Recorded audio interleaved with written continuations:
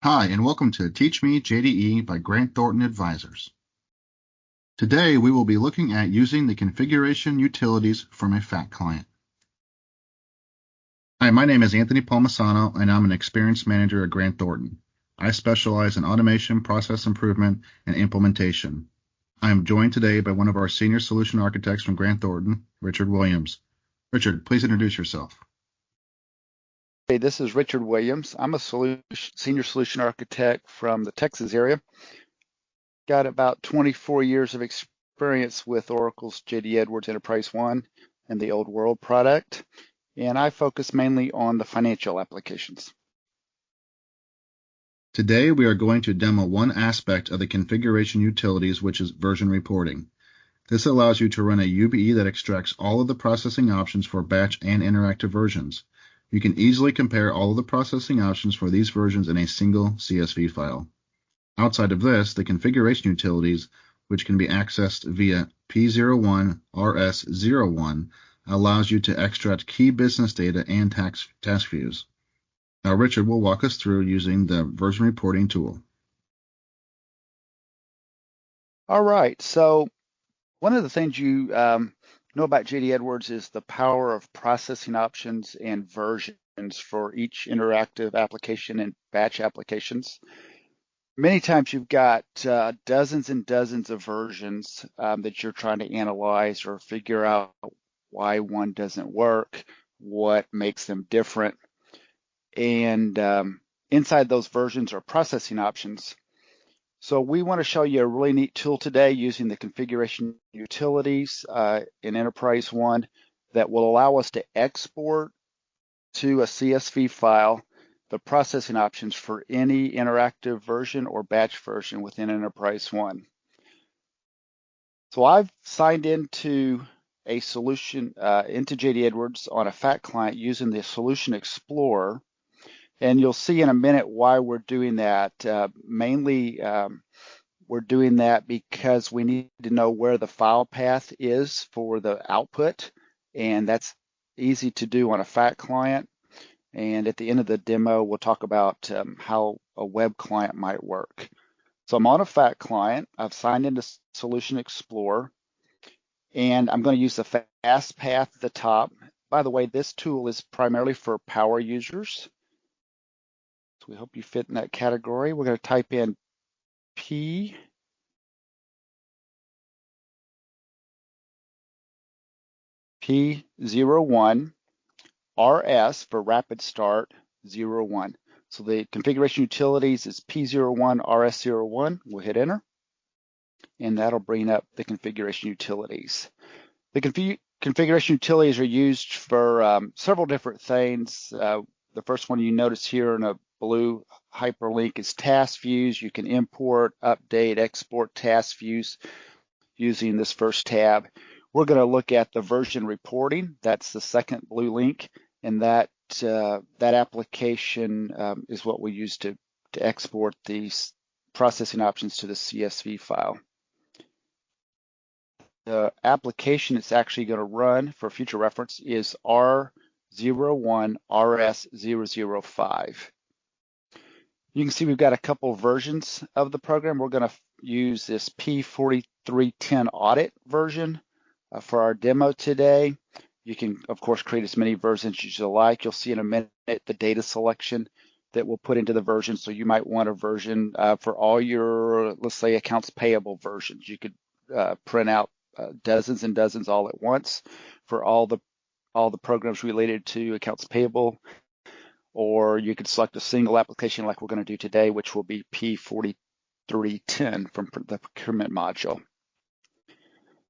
So I'm going to select that version, P4310 audit. And the key to making this work on a FAT client, and the reason we're using the FAT client is so we can run this application locally. So I'm going to click on the Advanced tab over on the form exit on the left-hand side there. And then it brought up another form where we will check the box that says Override Location and then click OK.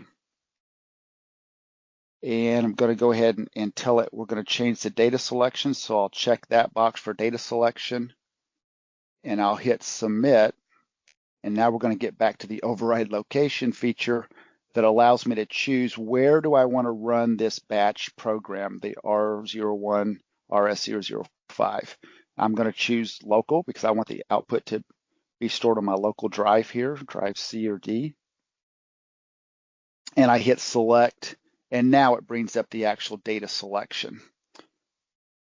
So the next part that's very useful is choosing what application we want to see the processing option for and which versions are we going to see in our output. The versions are going to end up being in columns on a spreadsheet. So we might have a dozen or 30 columns, one for each version. And I'm going to show you an example here how I tell it which versions. So the first line is where I've told it the program ID of the program we're going to output. So in this case, it's P4310. What I could have done in the data selection is done a range. So I could say is equal to P43 blank, for example, all the way through P439999, something like that. And you would end up with all the applications, all the interactive applications in this case, for purchasing, for anything that starts with a P43. In our example here today, we're just going to use one application, P4310. Another note that's very important is the table name that this field is coming from. When you go into the data selection, you'll see this program ID listed twice, one for table F983051 and one for F983052. It's very important you always select the first one, the F983051. So we've selected the program ID from that table, and then we want to list the versions that we want to select for the output. And if you were to create a version from scratch for this utility, you would get some totally different field names that really aren't relevant. You always want to change this to program ID and version in general. So I've said version is equal to, and then as we go over to the right-hand operator, we usually check literal. And in my case, I'm going to do a range of versions, and I'm going to do just the demo versions from JD Edwards. So they all start with Z JDE, and then 0001 would be the first one, and then Z JDE 9999. And I hit OK. So now I'm going to get all the versions, all the demo versions, by selecting that range of version IDs or version names, and again for the program P4310. In reality, you'll probably want to do a is not equal to for the comparison, and then the same range. That way you'll see your production versions that are output and not the JD Edwards demo versions. Or you can select a specific version that you're interested in, or a range. It really doesn't make much sense to do a single version because you're going to see the way the matrix comes out for comparison purposes when we do quite a few versions or all the versions. All right, we're going to hit OK from our data selection. Now, the next little gotcha on this configuration utility is where is the data going to go? Where's the output going to be stored? And it's a CSV file, and it's asking for a CSV file path name. Most of the time that would be C:\/ because it's going to be stored on the local drive of your FAT client. You might want to put in a folder name like documents in this path, but again, that's on your FAT client is where this file path is stored. I'm going to use D:\/ because I have a drive D. And then we would typically leave the file name blank, this CSV file name. And the reason we do that is it automatically knows that since I selected P4310 as our application, that would be the actual name of the CSV file. In my example earlier where I said you could select all applications, let's say within the accounts payable system, like P04 blank through P04999, something like that, it would actually give you a separate CSV file for every application in that list. So you'd have like P0411.csv and all the other interactive programs. So we can leave this blank and it will name them for us. If you want to call it your name and a test or whatever you could. I'll override that, obviously, for this file name.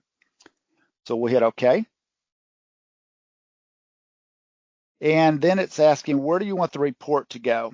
And this is not intuitive. It says on screen. Well, the actual CSV file is going to go to the folder that you told it to in that path name. What it's talking about here is really just a little audit or confirmation report that we'll get. And that report will go to the screen. It's just going to tell you that it was successful and how many files it created. So we do want to leave that as on screen, not export to CSV. You do not check the export to CSV, just leave it on screen because this is just the little confirmation report that we're going to get. And then we hit OK. And it's going to be running. And when it finishes, it will store that file on our hard drive. If I blow this up a little bit, you'll see the confirmation report. Here's that report name again, R01RS005. It says, yes, it created a file called p4310.csv, and it tells me what the path was, in this case, d:// on my local drive. And I can then close that, and then I'm going to show you what the output's going to look like next. All right, this is the output. I've opened up the CSV file using Microsoft Excel, and it automatically translated the CSV into our spreadsheet, into columns. And I wanted to show you a couple things that you're going to want to do when you open this up. The first thing you probably want to do is expand column B a little bit to the right, make it a little wider because that's the name of the processing options, the description of the processing options, if you will. I'm also going to turn that so it wraps, and now you can see the description of each processing option in full. And of course, you can play with how wide you want that or how you work it. There's some here like this number 7, where it says blank equals supplier, 1 equals ship to. You could clean that up a little bit if you just really want to, if you need to give it in presentation quality to somebody. So what we're looking at in column A is the name of the tab. If you think about processing options, most of them have tabs across the top there. And this is the default tab. And if I go down a little bit farther, you can see there's a display tab. And the last one here, next one is interfaces tab. Again, you could expand that column A a little bit wider if you like. But I like to see those tabs. Then across the right is the meat of the output. These are all your versions that it found based on your data selection. Remember, I selected JDE 0001, JDE 0002, all the way across the board. I've got dozens of versions, and this is the beauty of this matrix that it creates, is that I can easily and visually compare. I'm going to change my alignment to left alignment. To me, it looks a little easier to read. It's going to be so easy now to compare my versions and say, well, why do I have so many versions? Why are some different? Why do I have different versions? So there's going to be some values that are different from one version to the next. And then there's some values that you're going to want to be consistent or always the same for a version. So let's look at that real quick. On line 6 here, processing option number 6, there's an option for line number increment. And it doesn't matter that this is, P4310 in purchasing. If you don't know purchasing, that's okay. The concept is the same across all processing options. You can see all of these are highlighted or has a data of 1 in the processing options. So if I was analyzing all these versions and I saw one version that didn't have a 1 in here, I might highlight that for review and come back and say, well, why is that one an exception? They should all be a 1. Or maybe that's the reason for that version, in which case this being blank right here, may be appropriate. So first thing to look at is for consistency, where you do want the same value everywhere. The next thing is the inconsistency, or why are versions different? This example, let's go back to option number 1, order type. There's order type 05, Obviously, most document types in procurement start with the letter O. We've got O5, OQ, OR, OP. So you can see each one of these versions has a different document type or order type. And that's why we created the versions, because we wanted those defaults to be that way. You can see this next one, though, is also an OP. It's like, well, why did I do another OP? Maybe I don't need that version if it's just like the one right before it. So we're looking at fields that are different, in this case, order types. Line type, you can see, is different from one to the other, but there may be a dozen of these that all have the same line type of S and a bunch that have the line type of J. So also kind of looking for patterns. If I was to name these versions, instead of JDE 0001, you give them names. Let's call it ABC, and then maybe 05 is part of the name. And maybe even the line type is part of the name, then you would actually see these in a certain sequence, and you would see patterns in this data that would easily jump out at you. If I'm seeing an S then a J and then an S and a J or an S then a J, I'm always looking for that pattern. Then it would be easy to identify ones that are maybe overlooked and have the wrong value in there. You can also see the beginning status on this processing option number 3. Most of the time when you're in a purchase order, you want the status to start at 220, as the demo data from JD Edwards suggests. For requisitions, it would be maybe 140 or 100. I see a 140 over here also in column N. So assume those are right, but that's what we're using this matrix for, is to see are those values making sense to us. And that's kind of it. There's, of course, a lot of different processing options here listed, but those are the 2 things you're looking for, or 3 things. You're looking for consistency, you're looking for what makes a version different, and you're looking for exceptions or any potential errors or something that just got set wrong.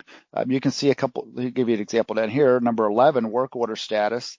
This particular version 1 has a 10, version 8 over here has a 10. It's like, why do they have 10s in there? Or why doesn't everybody else have 10? That's what I would be looking for as a power user or an analyst. So I hope that helps you. This is great to export the processing options to CSV file and ultimately to an Excel spreadsheet. Use this matrix for documentation purposes and to analyze your data and make sure nothing's wrong either in your test environment or your production environment with some of your processing option values. Thanks for being with us today. To recap, the configuration utilities allows you to extract task views, key business master data, and processing options for batch and interactive versions. This tool gives you the opportunity to easily and efficiently review the system configuration. If you would like to see more videos on this, please let us know. Thank you.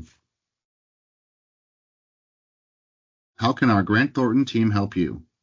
We offer multiple services to assist with your JD Edwards install or implementation. Anything from a multiple-day orchestrator training session to optimizations and enhancements of your current install and full-blown JD Edwards implementations. Feel free to reach out via that email below, and I thank you for your time today. Bye-bye.